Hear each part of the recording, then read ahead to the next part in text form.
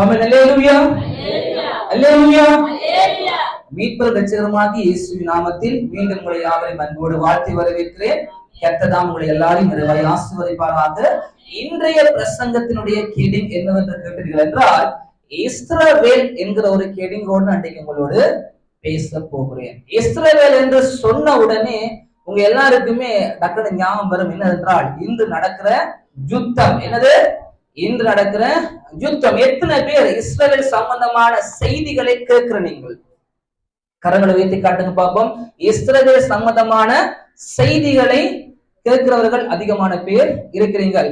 இஸ்ரவேல் என்றாலே என்னன்னு தெரியாதவர்களும் சில பேர் இந்த இடத்துல இருக்கிறீர்கள். இன்றைக்கு நான் சில புதிய புதிய அப்டேட், அதாச்சும் இஸ்ரவேல் சம்பந்தமான அநேக காரியங்களை நான் உங்களோடு பேசுவேன். வேதாகமத்துல இருந்து எப்ப இஸ்ரவேல் என்ற பெயர் வந்துச்சு, அதே போல யார் இஸ்ரவேல் என்கிற ஜனங்கள், இஸ்ரவேல்ல காலங்கள்ல என்ன நடந்துச்சு, இஸ்ரவேலுடைய தேவன் நம்முடைய தேவன், இன்றைக்கு இஸ்ரவேல்ல என்ன நடக்கிறது, இனி இஸ்ரவேலுக்கு என்ன நடக்க போகுது என்ற சில தீர்க்கதரிசனமான காரியங்களும், சில முக்கியமான அறிவுக்குரிய காரியங்களும், சில சரித்திர காரியங்கள் நான் உங்களோட இன்றைக்கு பேசுவேன். கர்த்தர் பேச வேண்டிய காரியத்தை உங்களோடு தெளிவாக பேசுவாரு. அதாச்சும் உண்மையிலேயே இன்றைக்கு இஸ்ரவேல்ல என்ன நடக்குது, பைபிள்ல என்ன சொல்லி இருக்குது, அங்க என்ன நடக்குது, சொல்லப்பட்ட தீர்க்கதரிசனங்கள் நிறைவேறுகிறா என்கிற அநேக காரியங்களை நான் உங்களுக்கு சொல்லிக் கொடுப்பேன். அதே போல பாத்தீங்க என்றால், இன்றைக்கு நான் சொல்லிக் கொடுத்த காரியத்தை நீங்க தயவு செய்து எல்லாரும் பெண் கொப்பி இருக்குமென்றா எழுதுங்க. இன்றைக்கு என்ன செய்யுங்க, எழுதுங்க. இன்றைக்கு சில சரித்திர ஆண்டுகள் நான் உங்களுக்கு தருவேன். நடந்ததான விஷயங்கள் எல்லாம் நான் உங்களுக்கு இன்றைக்கு கொடுப்பேன். தேவையானவங்க எழுதி வைத்துக் கொள்ளுங்க. நம்ம எல்லாரும் அதிகமாக ஞாபகத்துல வைத்துக் கொள்றது ரொம்ப கஷ்டம். சோ எழுத முடிந்தவங்க எழுதி கொள்ளுங்க. கர்த்தர் நம்மளை ஆசீர்வதிப்பார். சரி, இப்ப இஸ்ரவேல் என்ற பெயர் எப்ப வந்ததுன்னு சொல்லி நமக்கு எல்லாருக்குமே தெரியும். அதுக்கு முன்பதாக பாத்தீங்கன்னா, ஒரு நாள் ஆண்டவர் என்ன செஞ்சார் என்றால், தனக்கென்று ஒரு நபரை தெரிவு செய்தார். என்ன செஞ்சாரு? தனக்கென்று ஒரு நபரை ஆண்டவர் தெரிவு செய்தார். அவருடைய பெயர் என்ன பெயர்? என்ன பெயர்? ஆபிரகாமா, ஆபிராம் என்கிற ஒருவரை, அதாவது பாபிலோனிய பின்னணிய சார்ந்த அவரை ஆண்டவர் நான் சொல்றாரு, உன் இனத்தை, உன் தேசத்தை, உன் தகப்பன் விட்டு நான் காண்பிக்கும் தேசத்துக்கு போ என்று சொல்லி ஆண்டவர் அவரை அழைக்கும் பொழுது, அவர் ஆண்டவருடைய வார்த்தையை கேட்டு போகிறார். போகும் பொழுது பாத்தீங்கன்னா பல பல பெரிதான ஆசீர்வாதமான வாக்கு தத்தங்களை ஆண்டவர் கொடுத்து அவரை அழைக்கிறார். சொன்னார், உன்னை பெரிய ஜாதியாக்குவேன், கடற்கரை மணலை போல உன்னை ஆசீர்வதிப்பேன், வானத்து நட்சத்திரங்களை போல உன்னை பெருகப்பன்னு சொல்லி பல ஆசீர்வாதங்களை கொடுத்து, நம்ம யாரும் கனவுல கூட நினைச்சு பார்க்காத முடியாத அளவுக்கு பெரிய ஆசீர்வாதங்களை எல்லாம் வாக்குத்தத்தமா கொடுத்து ஆண்டவர் ஆபிரகாம அழைச்சார். அப்படி அழைக்கும் பொழுது சில வாக்குத்தத்தங்கள் முக்கியமானது, அது இருக்கட்டும். அதுல ஒரு முக்கியமான வாக்குத்தத்தத்தை நான் கடைசியா உங்களுக்கு காண்பிப்பேன். இப்ப கவனிங்க. இப்படியே ஆபிரகாம் வாராரு. ஆபிரகாமுக்கு பிள்ளைகள் எல்லாம் இருக்குது. பிறகு ஆண்டவர் ஈசாக் என்கிற ஒரு மகன் ஆண்டவர் ஆபிரகாமுக்கு கொடுக்கிறாரு. அதுக்கப்புறம் ஈசாக்குக்கு 2 பிள்ளைகள் பிறக்கிறார்கள். ஏசா, யாக்கோப் என்கிற 2 பிள்ளைகள் பிறக்கிறாங்க. அதுக்குள்ள யாக்கோப்பு என்கிற ஒரு நபரை ஆண்டவர் தெரிவு செய்கிறாரு. அந்த யாக்கோப்பு தான் ஒரு நாள் ஜெபம் பண்றாரு. இரவா ஜெபம் பண்றாரு. என்ன ஜெபம் பண்றாரு? சொல்றாரு, ஆண்டவரை நீர் என்னை ஆசீர்வதிக்கும் வரைக்கும் உண்மை நான் விட மாட்டேன் சொல்லி விட்டா புதியா இரவா ஜெபம் பண்றாரு. ஜெபிக்கும் பொழுது ஒரு நாள் வந்து ஆண்டவர் அவரை ஆசீர்வதிக்கிறாரு. ஆசீர்வதித்துட்டு அவருக்கு ஒரு பெயரை ஆண்டவர் கொடுத்துட்டு போறாரு. அந்த பெயர் தான் என்ன பெயர்?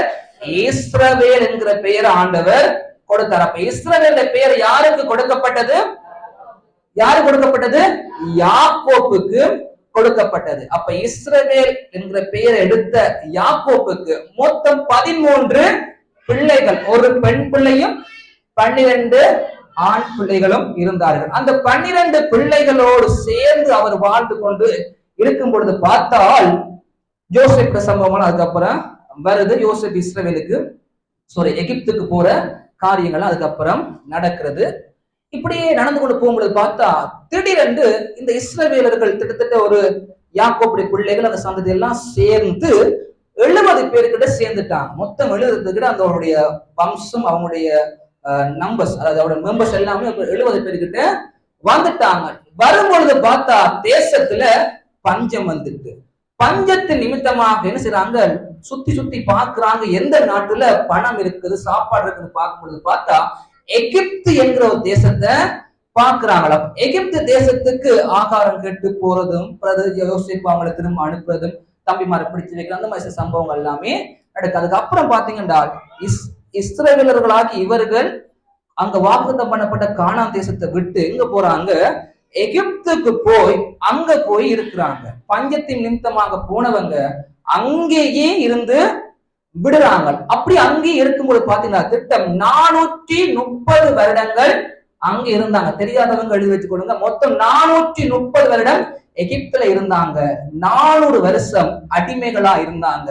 30 வருடம் யோசேப்பு நிமித்தமாக சந்தோஷமாக அந்த நாட்டை அனுபவிச்சு கொண்டு இருந்தாங்க. மொத்தம் 430 ஆண்டுகள் அங்க இருந்தாங்க. இப்ப எந்த இடத்தை விட்டு போயிட்டாங்க, இஸ்ரவேல் என்கிற இடத்தை வெட்டிவங்க இப்ப எகிப்துக்கு போய் வாழ்றான். எகிப்துல போய் வாழும் பொழுது பார்த்தா 430 ஆண்டுகள் முடிந்த பிறகு ஆண்டவர் என்ன செய்யறாரு, மோசே மூலமாக சொல்றாரு, இந்த ஜனத்தை மறுபடியும் வாக்குத்தத்தம் பண்ணப்பட்ட கானான் தேசத்துக்கு கூட்டி கொண்டு போன்னு சொல்லும்போது கிட்டத்தட்ட 40 ஆண்டுகள் பிரயாணம் பண்ணி இந்த இஸ்ரவேலர்கள் பெரும் சந்ததியாக, பெரும் ஜன கூட்டமாக எகிப்துல இருந்து வாக்குத்தத்தம் பண்ணப்பட்ட கானான் தேசத்துக்கு போறாங்க.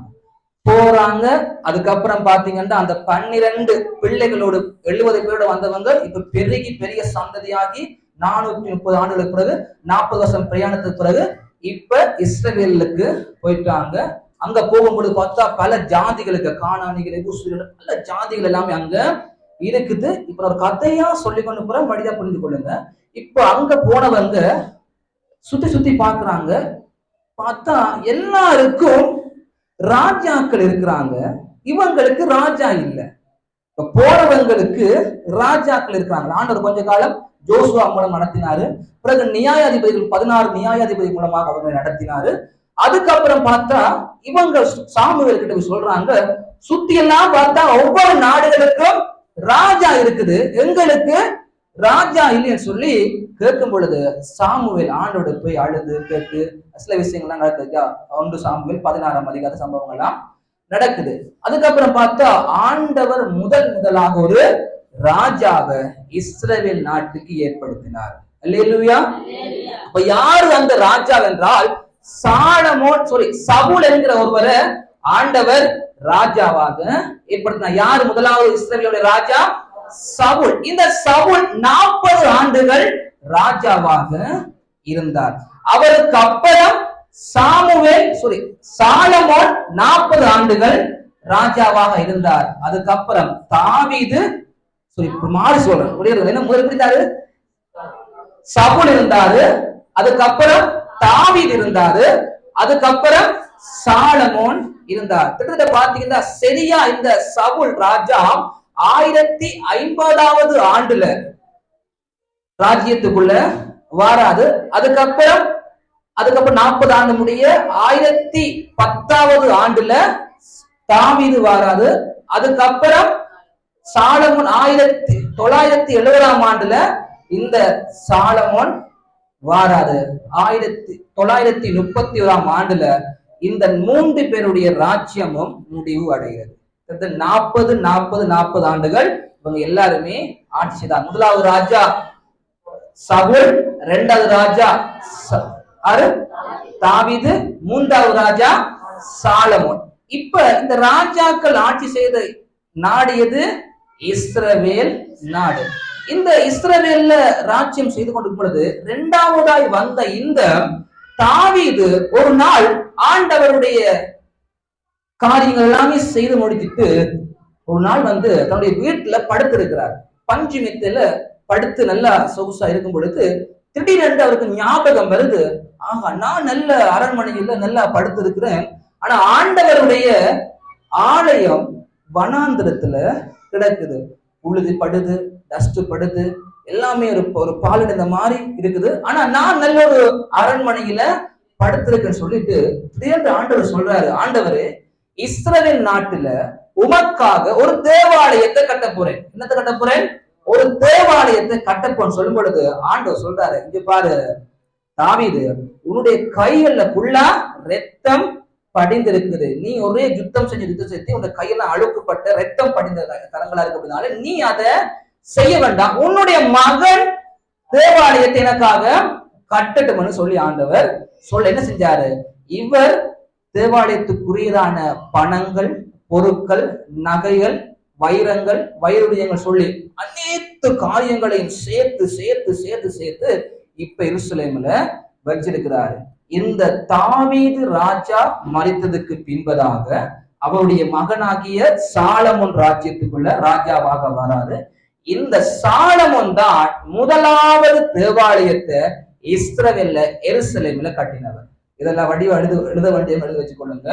முதலாவது தேவாலயத்தை இஸ்ரவேல்ல அதாவது எருசலேம்ல கட்டினவர் சாலமோன். இப்ப இவர் கட்டினாரு. இதுக்கு அப்புறம் பாத்தீங்க என்றால் இந்த 3 ராஜாக்களுக்கு பிறகு இஸ்ரவேல் என்கிற நாட்டை 2ஆக பிரிக்கிறாங்க. மேல ஒரு ராஜாவும் கீழே ஒரு ராஜாவா சொல்லி இந்த நாட்டை 2ஆக பிரிச்சு அப்படியே போகும்பொழுது பாத்தீங்க என்றால் அப்படியே ராஜாக்கள் வராங்க வராங்க வராங்க. அப்படியே போகும்பொழுது பார்த்தா இந்த மேல உள்ள ராஜ்யத்தை உலகத்துல உருவான முதலாவது பெரிய ஒரு சாம்ராஜ்யம் ஒன்று இருந்துச்சு. அந்த சாம்ராஜ்யத்துக்கு பெயர் அசிரிய சாம்ராஜ்யம். தெரியாதவங்க எழுதிக் கொள்ளுங்க. உலகத்துல பல உலகத்தை ஆட்சி செய்த சாம்ராஜ்யங்கள் இருந்துச்சு. அந்த சாம்ராஜ்யத்துல ஒரு சாம்ராஜ்யம், முதலாவது சாம்ராஜ்யம் அசிரிய சாம்ராஜ்யம். இந்த சாம்ராஜ்யம் என்ன செஞ்சிட்டால் இஸ்ரவேல் வரைபட அந்த இஸ்ரவேல் நாடு 2ஆக பிரிந்ததுக்கு பின்பதாக மேல உள்ள வடக்கு ராஜ்யத்தை வடக்கு இஸ்ரவேல என்ன செஞ்சாங்கன்னா 722வது ஆண்டுல சிறை பிடிச்சு கொண்டு போனாங்க. சொல்ற கதையோட கேட்டுக்கொள்ளுங்க. இஸ்ரவேல் நாடு இப்ப 2ஆக பிரிக்கப்பட்டு இருக்கிறது. பிரிக்கப்பட்டிருக்கிறது 931ஆம் ஆண்டு 2ஆக பிரிக்கப்பட்டது. பிரிக்கப்பட்ட ராஜ்யத்தை உலகத்தை ஆட்சி செய்த அசிரிய சாம்ராஜ்யம் 722வது ஆண்டுல வடக்கு ராஜ்யமாகி இஸ்ரவேல அவங்க கைது பற்றி சிறை பிடித்து கொண்டு போனாங்க. கொண்டு போனவங்க அப்படியே சிதறடிக்கப்பட்ட எல்லா நாடுகளிலுமே இருந்தாங்க. இந்த இடத்துக்கு நான் திரும்ப வருவேன், ஞாபகம் வச்சு கொள்ளுங்க. அப்ப அதுக்கப்புறம் பாத்தீங்கன்னா இந்த வடக்கு தெற்கு ராஜ்யம் மட்டும்தான் இப்ப இஸ்ரவேல் நாட்டுல இருக்குது. இந்த தெற்கு ராஜ்யத்தை 2வது உலக சாம்ராஜ்யமா எழும்பின பாபிலோனிய சாம்ராஜ்யம் 586வது ஆண்டு சிறை பிடிச்சு கொண்டு போகுது. இந்த சம்பவம் எங்க இருக்குண்டா தானியல் புத்தகம் நாங்க வாசிக்கும் போது பார்ப்போம். தானியல் புத்தகம் 1ஆம் அதிகாரத்துல நாம வாசிக்கும் பார்ப்போம். நேபுகாத் நேச்சார் என்கிற ஒரு பாபிலோனிய அரசன் ஜூதா தேசத்துல உள்ளவர்களை சிறை பிடித்து கொண்டு போனார். இந்த சம்பவத்தை நாங்க தானியல் புத்தகம் 1ஆம் அதிகாரத்துல பார்க்கலாம். இப்ப கவனிங்க, எகிப்திலிருந்து வந்த இஸ்ரவேலர்கள் நல்லா இருந்தாங்க.